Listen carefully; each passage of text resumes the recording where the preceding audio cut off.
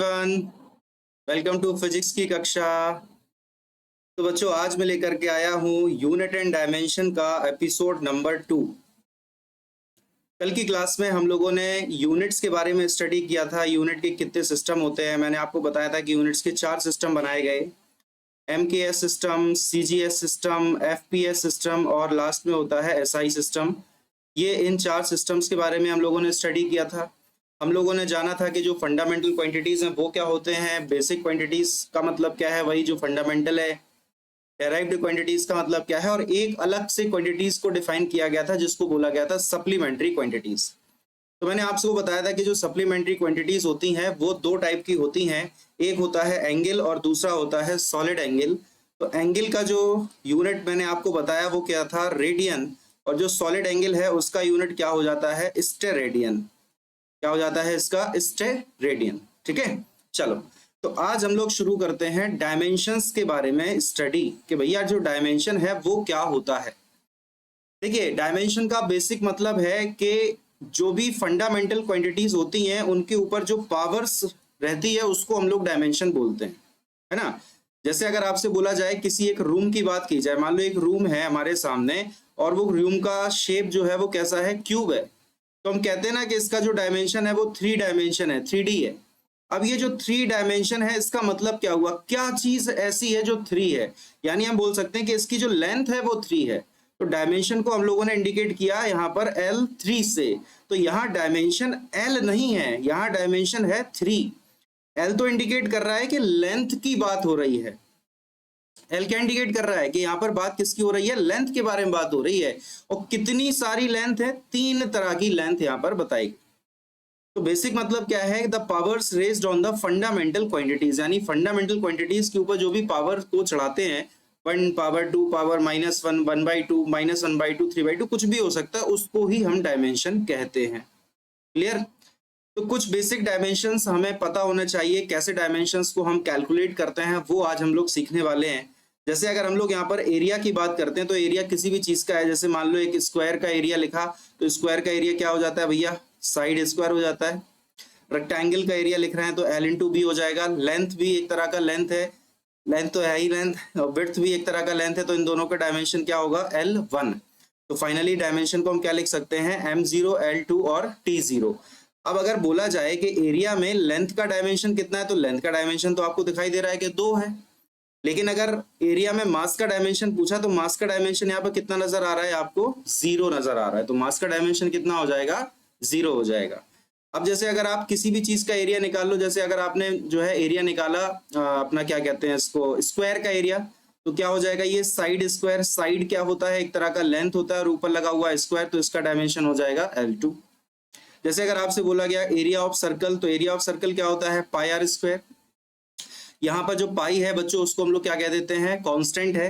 22/7 होता है ना, और आर होता है उसका सर्कल का रेडियस। तो रेडियस क्या है, एक तरह की लेंथ है, तो लेंथ का स्क्वायर हो जाएगा यहाँ पर। और पाई एक नंबर होता है, इसका कोई डायमेंशन नहीं है, नंबर इसका जो है 22/7 है, ये डायमेंशन लेस होता है ना।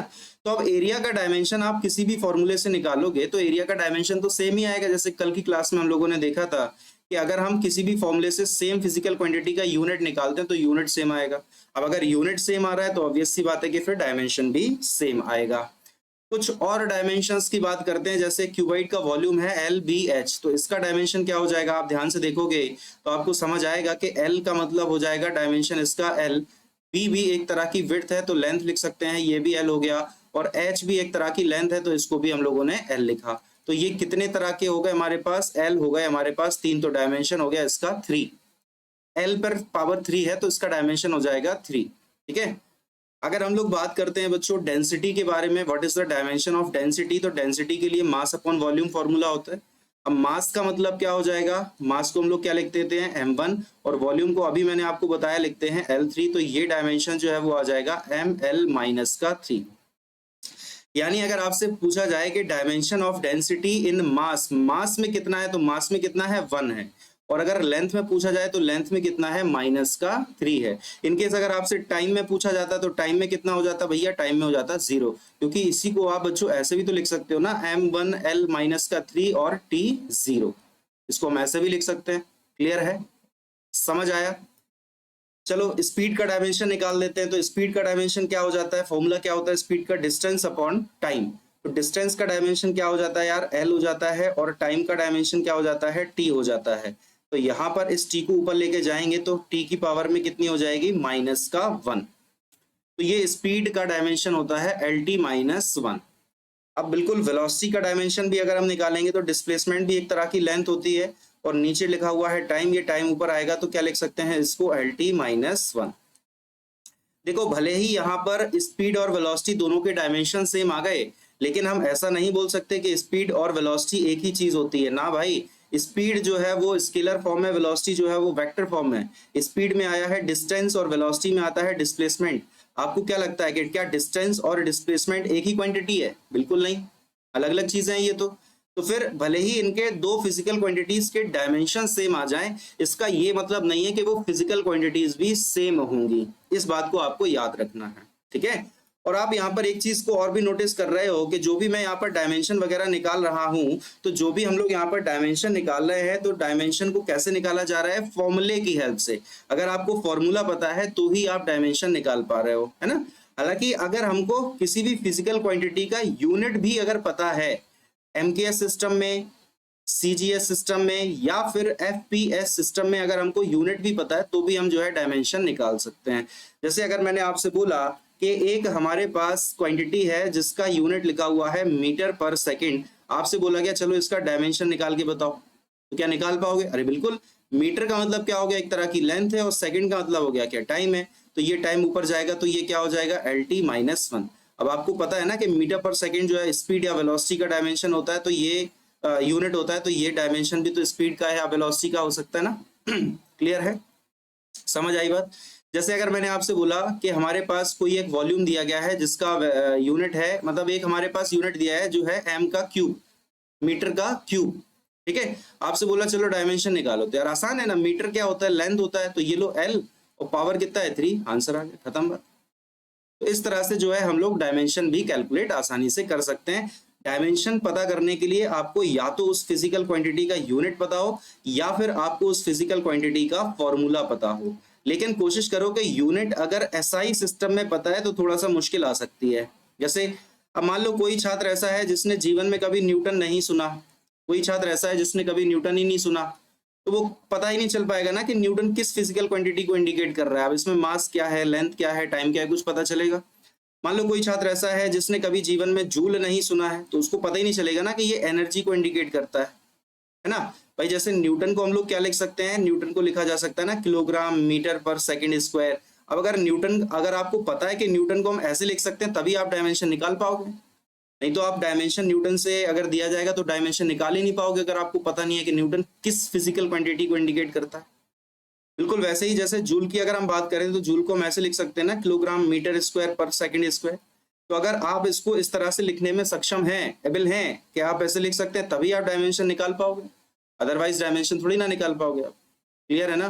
तो कोशिश करो कि आपको यूनिट जो है वो एमकेएस, सीजीएस या एफपीएस में पता हो, और अगर नहीं है तो फिर फॉर्मूला आपको पता हो तो डायमेंशन निकालना ईजी हो जाता है। ठीक है, चलो कुछ और फिजिकल क्वांटिटीज के डायमेंशन की यहाँ पर चर्चा करेंगे। जैसे लेंथ की बात की जाए, विड्थ की बात की जाए, हाइट हो गया, रेडियस है, आर्क है, डिस्टेंस है, डिस्प्लेसमेंट है, ये सारी की सारी फिजिकल क्वांटिटी किसी ना किसी लेंथ को शो करते हैं।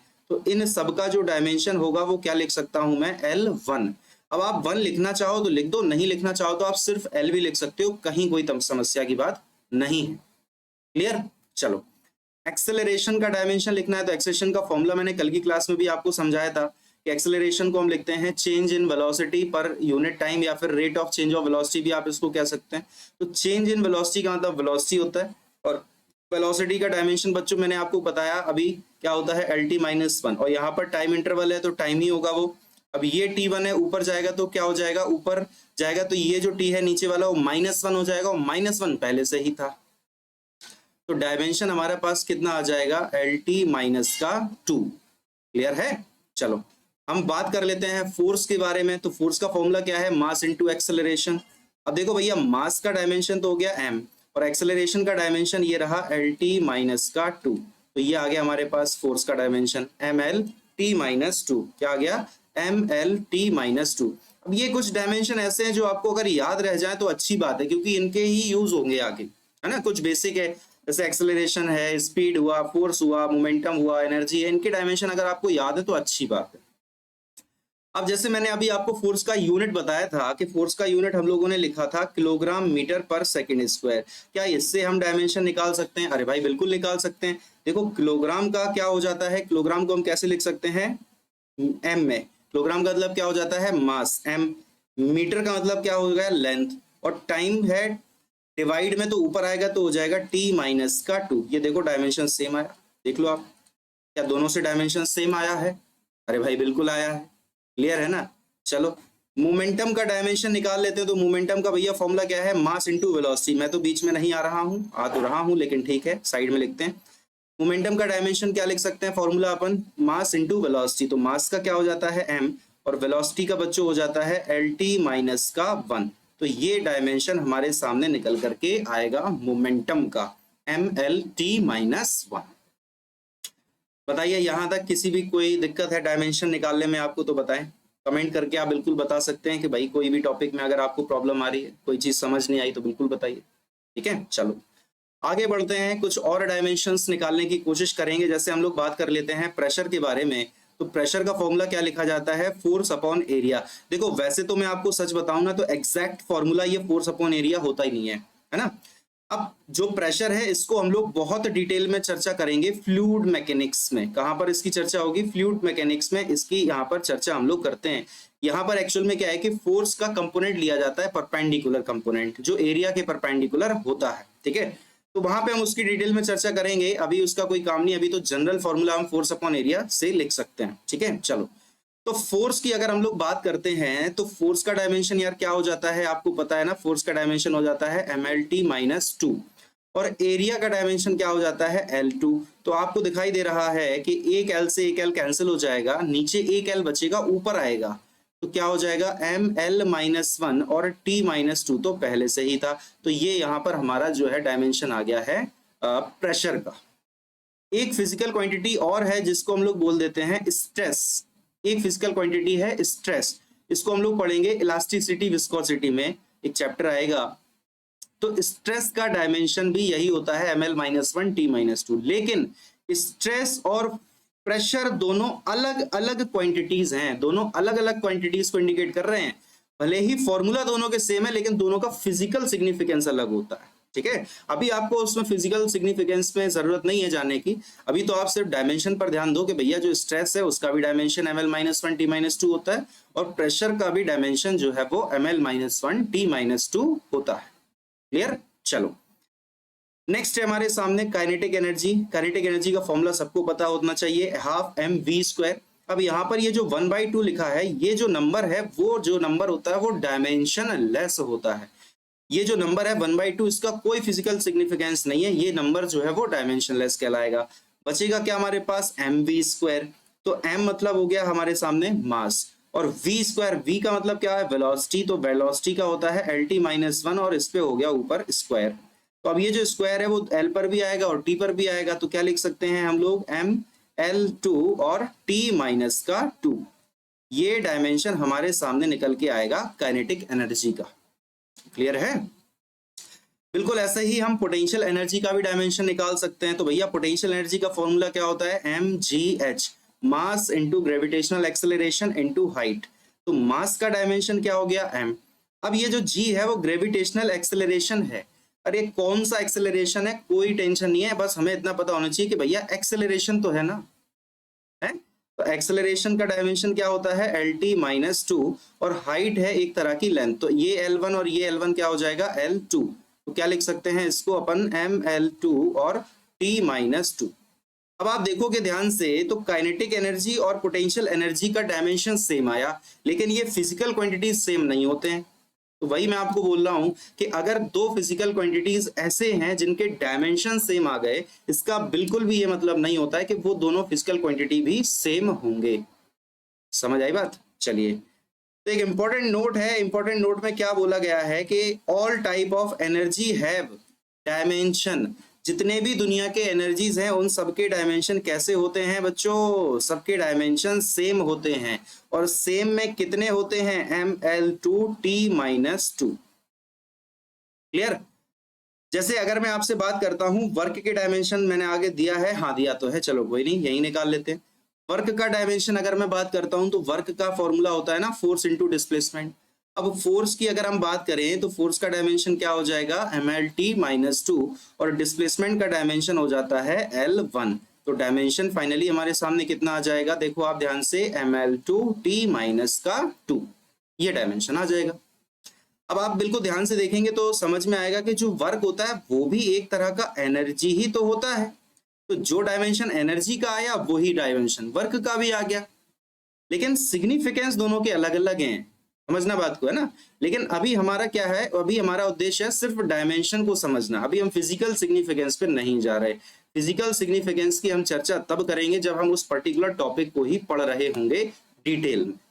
ठीक है, चलो नेक्स्ट बात कर लेते हैं। जैसे एंगल है, या इसी को हम लोग सर्कुलर मोशन, एक चैप्टर आएगा आपका सर्कुलर मोशन और रोटेशनल मोशन। इन दोनों में ही रोटेशनल मोशन को हम आरबीडी कह देते हैं, रोटेशनल मोशन को हम क्या कह देते हैं? RBD, rigid body dynamics. ठीक है यार, चलो ठीक है, अभी ज्यादा डिटेल में नहीं जाते उसके। एंगल का मतलब उसको हम एंगुलर डिस्प्लेसमेंट भी बोल सकते हैं। तो ये आएगा आपका फॉर्मूला, इसका होता है आर्क अपॉन रेडियस। पढ़ा होगा आपने, एंगल को क्या लिखते हैं? Arc upon radius. ठीक है, तो आर्क क्या है? एक तरह का लेंथ। अभी मैंने बताया था आपको, ये देखो आर्क मैंने आपको बताया ना, आर्क क्या होता है? एक तरह का लेंथ। आर्क का डायमेंशन क्या है हमारे सामने? L1। और रेडियस भी एक तरह का लेंथ है। तो ये तो यार लेंथ 1 इधर है, लेंथ 1 इधर है, तो ये ऊपर जाएगा तो लेंथ की पावर कितना आएगा? 0।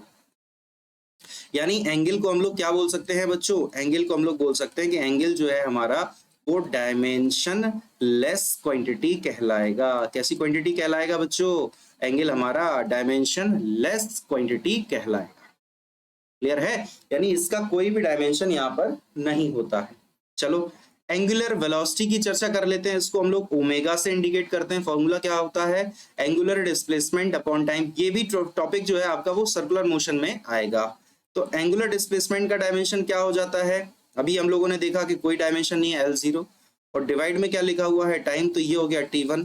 तो डायमेंशन हमारा कितना आएगा? L0 और T-1, ये डायमेंशन आएगा एंगुलर वेलोसिटी का। अरे भाई बहुत आसान है, बहुत ही आसान है, और आप समझ के चलो कि कम से कम 1 या 2 सवाल पेपर में जरूर पूछे जाते हैं यहाँ से। ठीक है, चाहे जेई का एग्जाम ले लो, चाहे नीट का एग्जाम ले लो। और अभी जो रिसेंटली एडवांस का पेपर हुआ है ना, अभी 26 तारीख को हुआ ना, 26 को मई को, तो उसमें पहला ही क्वेश्चन इसी चैप्टर से पूछ लिया। बताइए, यूनिट एंड डायमेंशंस। समझना बात को? ठीक है, चलो कुछ और डायमेंशंस देखते हैं। जैसे एंगुलर एक्सेलरेशन की बात करें तो एंगुलर एक्सेलरेशन क्या हो जाता है हमारा? अल्फा लिखा जाता है। फॉर्मूला हम लोग लिख देते हैं एंगुलर वेलोसिटी अपॉन टाइम। अब एंगुलर वेलोसिटी का डायमेंशन अभी हम लोगों ने देखा क्या होता है? L0 T-1। देखो बच्चों को ये डाउट रहता है कि सर ये L जैसे 0 है तो क्या लिखना उसको जरूरी है? नहीं भाई, कोई जरूरी नहीं। आप चाहो तो इस L0 को हटा भी दो, कोई फर्क नहीं पड़ता है। मैंने हटा दिया, ठीक है। और डिवाइड में क्या है भैया? टाइम है। अब ये नीचे टाइम है, ऊपर जाएगा तो ऊपर 1 पहले से था तो माइनस का कितना हो जाएगा? 2। तो ये जो है हमारा T-2, ये किसका डायमेंशन आ गया? एंगुलर एक्सेलरेशन का आ गया। समझ आई बात? चलो कुछ और डायमेंशंस देख लेते हैं। चलो जैसे अगर हम लोग बात करते हैं, हमारे पास एक आ गया फ्रीक्वेंसी। फ्रीक्वेंसी को वैसे तो देखो न्यू से शो करते हैं, आप F से भी शो करते हैं, कोई कोई N से भी शो कर देता है। फ्रीक्वेंसी का फॉर्मूला हम लोग क्या लिखते हैं? 1 अपॉन टाइम पीरियड। फ्रीक्वेंसी का फॉर्मूला क्या लिखा जाता है बच्चों? 1 अपॉन टाइम पीरियड, और टाइम पीरियड को इंडिकेट करते हैं T से। तो अगर फ्रीक्वेंसी का डायमेंशन हमें निकालना है तो हम क्या कर सकते हैं? 1 अपॉन टाइम पीरियड का मतलब क्या है? एक तरह का टाइम है, तो ये टाइम ऊपर जाएगा तो डायमेंशन कितना आ जाएगा यार? T-1। ये आ गया। कोई तकलीफ तो नहीं है भाई किसी को? बताइए। तो इस तरह से जो है हम लोग डायमेंशंस को कैलकुलेट कर लेते हैं। ठीक है, अब डायमेंशंस के कुछ और भी यूजेस हैं, मतलब और भी कुछ चीजों के, जैसे हमें डायमेंशन निकालना है, जैसे हम बात करते हैं कुछ कांस्टेंट्स हैं, जैसे ग्रेविटेशनल कांस्टेंट है, ये फिजिकल कांस्टेंट कहलाएगा ना, फिजिक्स में इसका यूज हो रहा है ग्रेविटेशनल कांस्टेंट, है ना। जैसे अगर हम लोग बात करते हैं कि हमारे सामने आ जाए प्लांक कांस्टेंट है या स्पेसिफिक हीट कैपेसिटी है, तो ये सारे के सारे क्या होते हैं? फिजिकल कांस्टेंट होते हैं। ये सारे के सारे क्या होते हैं? फिजिकल कांस्टेंट्स होते हैं। तो इन फिजिकल कांस्टेंट का डायमेंशन हम कैसे फाइंड करते हैं, देखो ध्यान से मैं समझाता हूं आपको। जैसे अगर हमारे सामने आया है ग्रेविटेशनल कांस्टेंट, तो आपने 9th-10th में जरूर से एक फॉर्मूला पढ़ा होगा, F is equal to G m1m2 divided by R square. जब दो मास पार्टिकल हमारे एक m1 का और एक m2 का स्मॉल r डिस्टेंस पर रखा होता है, तो न्यूटन साहब ने बताया था कि इनके बीच में जो ग्रेविटेशनल फोर्स है वो इतना काम करता है। इसमें ये जो कैपिटल जी है यही तो होता है हमारा ग्रेविटेशनल कांस्टेंट, होता है कि नहीं होता है। तो अब जैसे हमें कैपिटल जी का डायमेंशन निकालना है, तो कैपिटल जी का डायमेंशन हम कैसे निकालेंगे, हम सबसे पहले कैपिटल जी को सेपरेट कर लेंगे। तो कैपिटल जी को हम लोग यहाँ से क्या लिख सकते हैं बच्चों, F R square divided by m1 m2 m2, ऐसे लिख सकते हैं कि नहीं, बताइए। अब जो यहाँ पर F है, F तो फोर्स होता है, तो फोर्स का डायमेंशन मैंने अभी आपको बताया क्या होता है, MLT-2। R यहाँ पर क्या होता है, डिस्टेंस दोनों के बीच का डिस्टेंस हो चाहे डिस्प्लेसमेंट हो, इसका डायमेंशन क्या हो जाएगा हमारा L2। L होता है स्क्वायर की वजह से 2 आ गया, और ये मास है m1 और m2, तो यहाँ पर डायमेंशन क्या हो जाएगा इनका m और m। तो एक m से एक m कैंसिल हो गया, ये m नीचे बचा है वो ऊपर की तरफ जाएगा, तो m को -1 बोल सकते हैं। और ये हमारा देखो आप L1 और ये L2, ये टोटल कितना हो गया हमारे सामने L3, और लास्ट में क्या बचेगा T-2। तो ये डायमेंशन जो है वो हमारा आ गया है ग्रेविटेशनल कांस्टेंट का। समझ आई बात। तो इस तरह से हम किसी भी फिजिकल कांस्टेंट का डायमेंशन कैलकुलेट कर लेते हैं। क्लियर है, कोई भी दिक्कत है तो बताइए। चलो आगे बढ़ लेते हैं। जैसे प्लांक कांस्टेंट है, अब जैसे एक फॉर्मूला होता है E बराबर h न्यू, ये फॉर्मूला आपको पढ़ाया जाएगा मॉडर्न फिजिक्स में। ये फॉर्मूला आपको कहाँ पढ़ाया जाएगा, मॉडर्न फिजिक्स क्लास 12th में। देखो इसका नाम ही मॉडर्न है बहुत पुराना, ठीक है। जब बनाया गया था तब उसका नाम मॉडर्न रखा था, लेकिन अब वो हो गया बहुत पुराना। तो E is equal to H nu. E यहाँ पर क्या होता है, एनर्जी होता है, और H तो वही है जो हमें चाहिए, प्लांक कांस्टेंट। और न्यू यहाँ पर क्या है, अभी जस्ट मैंने आपको बताया न्यू क्या होता है बच्चों, फ्रीक्वेंसी होता है। अब जैसे H का डायमेंशन निकालना है तो हम H को सेपरेट कर लेंगे, तो H बराबर क्या हो जाएगा यार, E अपॉन न्यू। अब E है एनर्जी, एनर्जी का डायमेंशन क्या लिखा जाता है, ml2 और T-2, और फ्रीक्वेंसी का जस्ट अभी मैंने आपको समझाया T-1 होता है।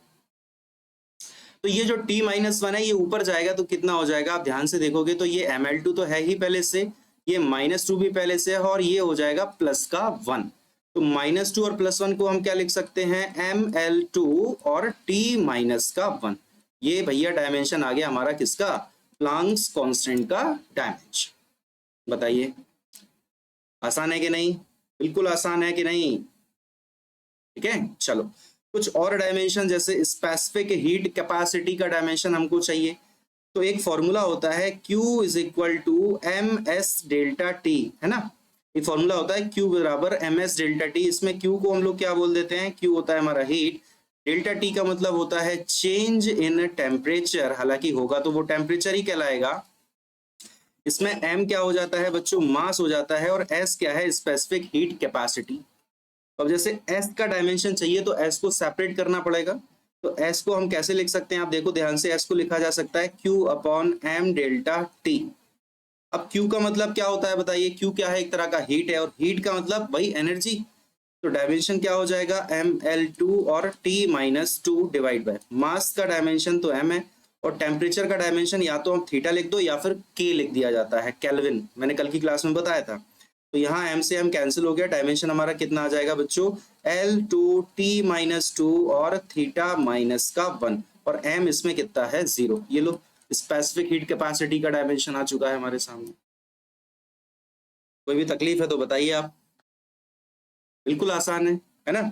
एक दो क्वेश्चन और ट्राई करते हैं। चलो जैसे गैस कांस्टेंट है हमारे सामने, गैस कांस्टेंट का डायमेंशन निकालना है।